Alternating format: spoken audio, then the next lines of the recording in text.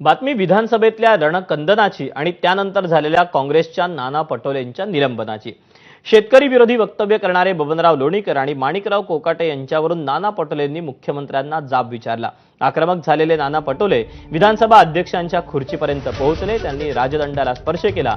नाना पटोले विधानसभा अध्यक्षांच्या अंगावर धावून गेले असा आरोप मुख्यमंत्री देवेंद्र फडणवीसांनी केला। त्यानंतर विधानसभा अध्यक्षांनी 1 दिवसासाठी पटोलेंचं निलंबन केलं।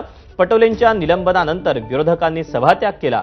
जोपर्यंत शेतकरी विरोधी वक्तव्य करणारे नेते माफी मागणार नाहीत तोपर्यंत आंदोलन सुरूच ठेवणार असा पवित्रा पटोलेंनी घेतला।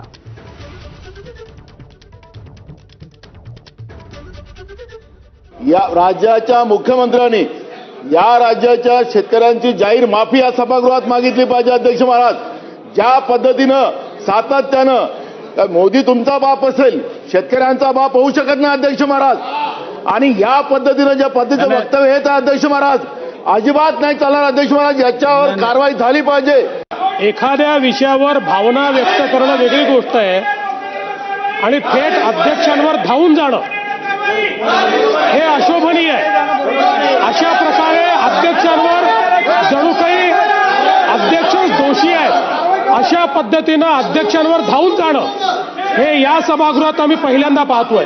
लोक वर गेले नाही तसं नाहीये, पण ही पद्धत कुठली आहे की अध्यक्षांच्या अंगावर धावून जायचं?